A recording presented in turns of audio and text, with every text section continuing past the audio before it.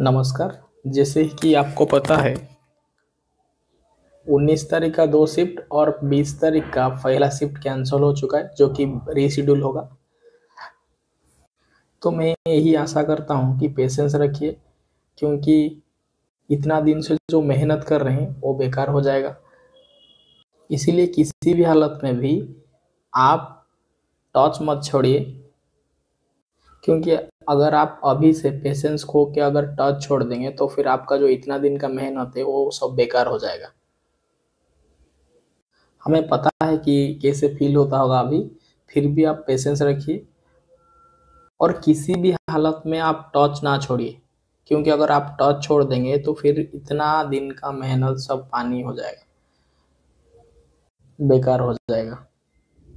तो हमारा आपसे टारगेट होगा जितना भी थियोरी पोर्शन हमने कवर नहीं किया वो थियोरी पोर्शन को कवर करेंगे। उसके बाद हमने मैराथन सीरीज को कंप्लीट करने की कोशिश करेंगे अगर समय मिला। पहला चीज हमने जितना भी टॉपिक पढ़ा है वो सारी टॉपिक का हमने एमसीक्यू कवर करेंगे। ये मोस्ट इम्पोर्टेंट टारगेट है हमारा कि हमने सारी एमसीक्यू को कवर करेंगे, जिसके माध्यम से आपको पता चलेगा कि हमने जो भी थ्योरी पढ़ा है वो थ्योरी एग्जाम के लिए कितना हेल्पफुल रहेगा। और ये जो हम एमसीक्यू देंगे, हम एमसीक्यू यहाँ प्रैक्टिस करेंगे, वो एमसीक्यू लगभग वैसे ही आपको एग्जाम में आने का चांसेस है। और ये जो चांसेस है ना, ये बहुत रहेगा। ये हो सकता है कि आप ये एमसीक्यू और थ्योरी पोर्शन को देख के आराम से डायरेक्ट क्वेश्चन पाएंगे। तो फिर आज हम ये सेफ्टी का most important selected top 10 questions देखेंगे, जो कि एग्जाम में आने का पॉसिबिलिटी बहुत ज़्यादा है। जिसका हमने यहाँ एएलपी को आँख सामने रख के जो भी एएलपी में क्वेश्चन आ सकता है वो सारी एमसीक्यू को डिस्कशन करेंगे। और आज हम सेफ्टी का एमसीक्यू देखेंगे। तो चलिए हम देखेंगे पहला एमसीक्यू।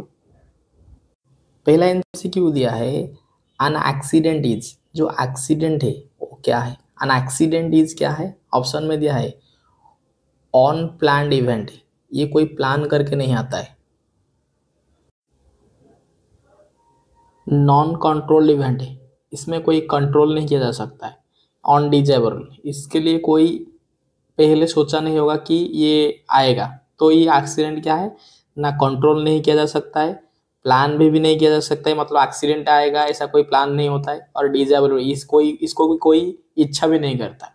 ठीक है, तो एक्सीडेंट क्या है? इसका आंसर होगा option D, all of this. मतलब ये जो एक्सीडेंट है, ये ना प्लान करके आता है ना ये कंट्रोल हो पाता है। अगर कंट्रोल होता है तो एक्सीडेंट क्यों होता है? ये कंट्रोल नहीं हो पाता है, प्लान भी नहीं करके आता है, इसको कोई चाहता भी नहीं। तो फिर आंसर होगा एक्सीडेंट इज क्या है? ये ऑल ऑफ द अबव होगा आंसर। ठीक है, नेक्स्ट क्वेश्चन देखेंगे।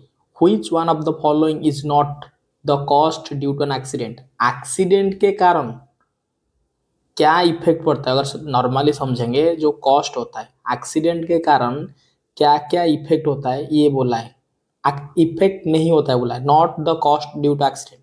एक्सीडेंट का कारण कौन सा ऑप्शन उसका एक्सीडेंट के साथ लिंक नहीं करता है।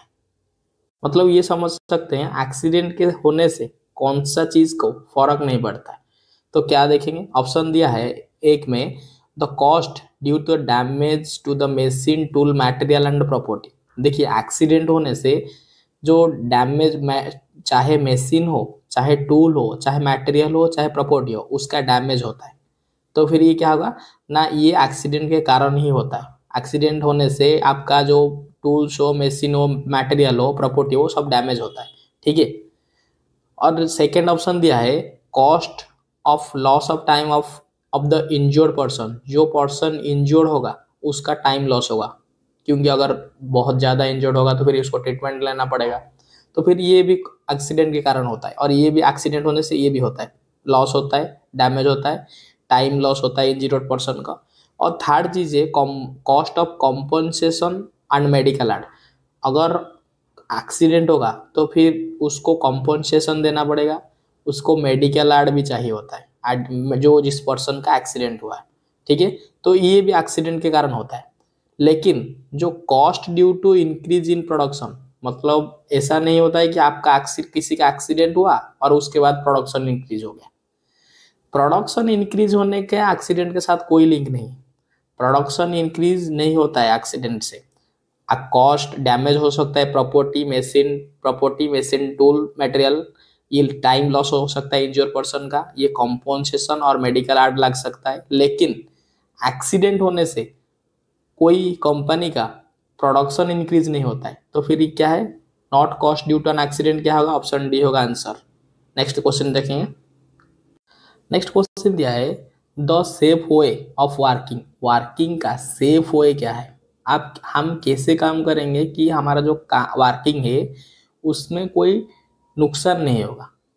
तो क्या होगा आंसर, हमारा जो आंसर होगा, ऑप्शन पहले देख लेते हैं। ऑप्शन दिया है an effective and right way of working, working का राइट वे में और इफेक्टिव वे में काम करना। दूसरा ऑप्शन दिया है अन एंशिएंट वे ऑफ वर्किंग, पुराना तरीका से आप काम करना। थर्ड में दिया है a way of handling the work in hurry, आप जल्दी जल्दी वर्क को हैंडलिंग करना। और थर्ड में दिया है a way of normal working, a normal working. तो क्या होगा हमारा आंसर, हमारा जो आंसर होगा, हमारा आंसर होगा option A an effective and right way of working. आपको सही तरीका से काम करना पड़ेगा। अगर आप सही तरीका से काम करेंगे तो फिर आपका जो वर्किंग है वो सेफ में रहेगा, सेफ वे में आप वर्किंग कर पाएंगे। ठीक है, नेक्स्ट क्वेश्चन देखेंगे। नेक्स्ट क्वेश्चन दिया है the best way of avoiding accident is by, किसके माध्यम से आप एक्सीडेंट को अवॉइड कर सकते हैं। ऑप्शन में दिया है, ऑप्शन ए में दिया है डूइंग वर्क इन एंशिएंट वे, आप पुराना तरीका से काम करेंगे। ऑप्शन बी में दिया है doing work in own way, अब आप खुद का तरीका से काम करेंगे, doing work in own way, आप खुद का तरीका में काम करेंगे। तीसरा ऑप्शन में दिया है observing safety rules related to job and machine and workpiece, आप जॉब मशीन वर्कपीस के हिसाब से सेफ्टी रूल को ऑब्जर्व करेंगे। और तीसरा चीज दिया है using safety equipment, using safety equipment. ठीक है, सेफ्टी इक्विपमेंट अगर यूज करेंगे। देखिए, आप एंशिएंट तरीका में काम नहीं करेंगे, खुद का तरीका में भी आप काम नहीं करेंगे, ये दो ठो गलत हो गया। ये जो सेफ्टी इक्विपमेंट है, सेफ्टी इक्विपमेंट है, यूजिंग सेफ्टी इक्विपमेंट, ये अवॉइड कर नहीं सकते, क्यों नहीं कर सकता है एक्सीडेंट को। देखिए, सिर्फ अगर सेफ्टी इक्विपमेंट आप लगाएंगे तो फिर आपको एक्सीडेंट नहीं होगा, ऐसा कोई ठीक नहीं है।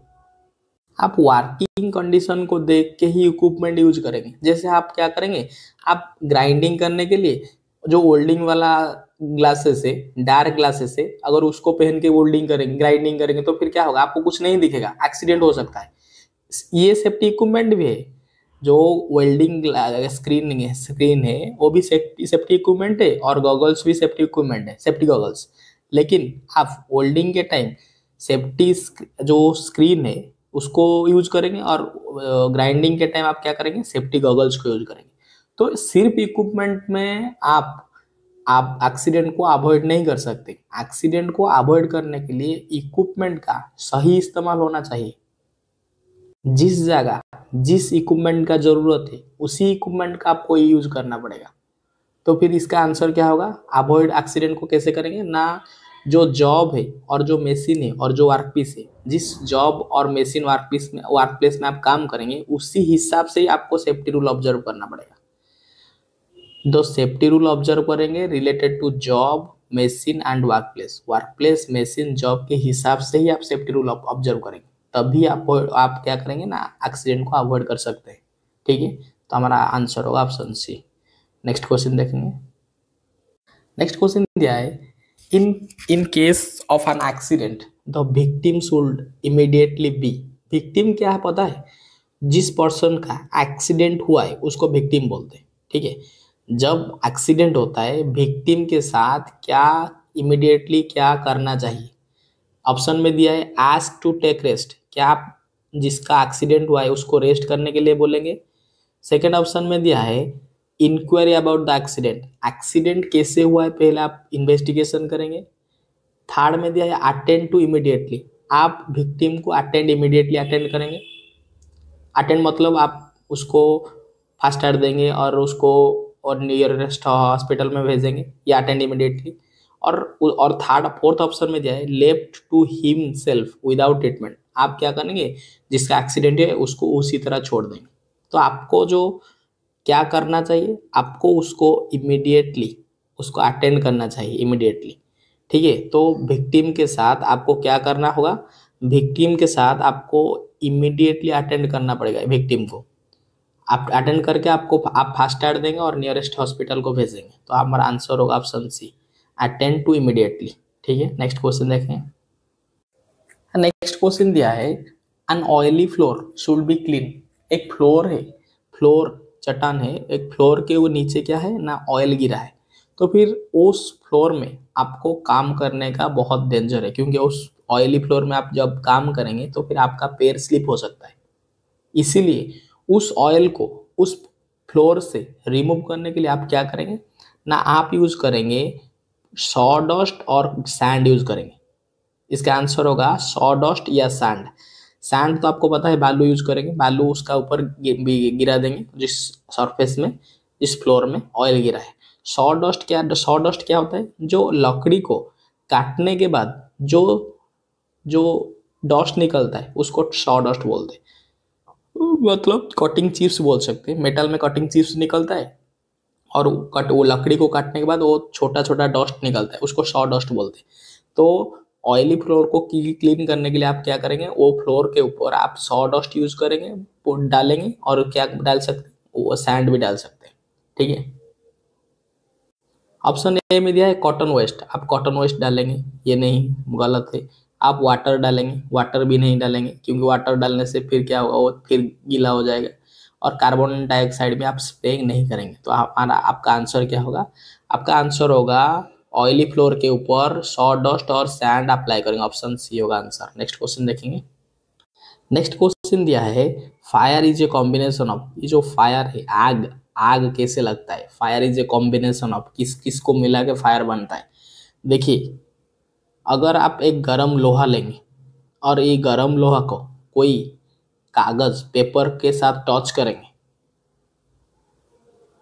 कोई गरम लोहा को अगर आप ये पेपर के साथ टच करेंगे, ये पेपर है,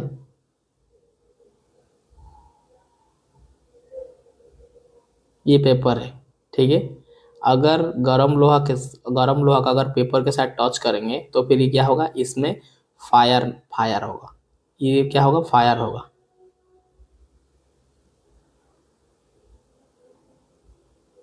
अगर आप एक गरम लोहा को पेपर के साथ टच करेंगे तो फिर यहाँ फायर क्रिएट होगा। ठीक है, यहाँ की क्या क्रिएट होगा, यहाँ फायर क्रिएट होगा। फायर क्यों क्रिएट हुआ ना, ये लोहा में हीट था,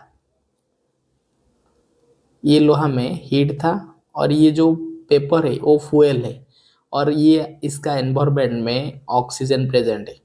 ठीक है, तो हीट, फ्यूल और ऑक्सीजन को अगर मिलाएंगे तो फिर हमारा फायर का क्रिएट होगा, फायर क्रिएट होगा। ठीक है, तो हमारा आंसर क्या होगा ना, फ्यूल, फ्यूल, हीट और ऑक्सीजन। ऑप्शन बी होगा ना हमारा आंसर, कि फायर क्या है कॉम्बिनेशन, फायर ये जो कॉम्बिनेशन है वो फ्यूल जिसको हम पेपर के हिसाब से लिया था, और हीट जो कि लोहा गर्म था, और ऑक्सीजन जो कि एनवायरमेंट में प्रेजेंट है। ठीक है, तो fire is a combination of fuel, heat और ऑक्सीजन। ऑप्शन बी होगा हमारा आंसर। नेक्स्ट क्वेश्चन देखेंगे। नेक्स्ट क्वेश्चन दिया है in case of arc welding. Arc welding के समय one should be protect his eye by using. Eye को कैसे प्रोटेक्ट करेंगे, ठीक है, आर्क वेल्डिंग के टाइम आप आई को कैसे प्रोटेक्ट करेंगे। देखिए, वेल्डिंग के टाइम, वेल्डिंग का सबसे जो इम्पोर्टेंट चीज़ है, उसका लाइट आँख में नहीं लगना चाहिए। उसके लिए हम एक तो डार्क ग्लासेस यूज करते हैं, और वो डार्क ग्लासेस हेलमेट में भी हो सकता है, हैंड स्क्रीन में भी हो सकता है, और सेफ्टी गॉगल्स में भी, और डार्क स्क्रीन गॉगल्स में भी होता है। मतलब डार्क गॉगल्स एक आता है, उसमें भी हो सकता है। तो हमारा आंसर होगा dark glass screen. Sun glasses पे अगर पहनेंगे तो फिर आँख में अगर वो लाइट लगे, होल्डिंग लाइट लग सकता है। मास्क मुंह के लिए, माउथ के लिए, मतलब ना नोज और माउथ के लिए सेफ प्रोटेक्शन देता है डस्ट और ये से। और क्लीन गॉगल्स आपको नॉर्मली विजिबल करने के लिए यूज होते हैं। हमारा आंसर होगा प्रोटेक्शन, आर्क होल्डिंग से प्रोटेक्शन करने के लिए कि आर्क होल्डिंग करने के टाइम हम क्या यूज करेंगे, डार्क स्क्रीन गॉगल्स यूज करेंगे। ठीक है, नेक्स्ट क्वेश्चन देखें। सॉरी, इसका आंसर था option a dark glass screen. इसका आंसर होगा डार्क ग्लास स्क्रीन। ठीक है, नेक्स्ट क्वेश्चन देखेंगे। नेक्स्ट क्वेश्चन दिया है while grinding one must use. Grinding के टाइम आपको क्या यूज करना पड़ेगा। ग्राइंडिंग के टाइम आपको जो ग्राइंडिंग होने के बाद जो चिप्स निकलता है वो लाइट जैसा रिफ्लेक्ट होता है, लाइट जैसा आता है शरीर में लगता है, वो ग्राइंडिंग के टाइम वो जो ग्राइंडिंग चिप्स होता है उसको आंख में ना लगने के लिए हमने सेफ्टी गॉगल्स में यूज करेंगे। क्या करेंगे, हम सेफ्टी गॉगल्स को यूज करेंगे। ठीक है, हमारा जो आंसर होगा ग्राइंडिंग के टाइम हमने सेफ्टी गॉगल्स को यूज करेंगे। और वेल्डिंग के टाइम वेल्डिंग के टाइम हम क्या यूज किए थे, वेल्डिंग के टाइम हम यूज किए थे डार्क ग्लास स्क्रीन। और हम ग्राइंडिंग के टाइम यूज करेंगे सेफ्टी गॉगल्स। ठीक है, हमारा आंसर होगा option C safety goggles. Next question देखेंगे। ये इस वीडियो का लास्ट क्वेश्चन है। ये क्वेश्चन दिया है ए hammer with loosely fitted handle will. अगर एक हैमर में उसका जो हैंडल है, ये हैमर है, सॉरी ये हैमर है।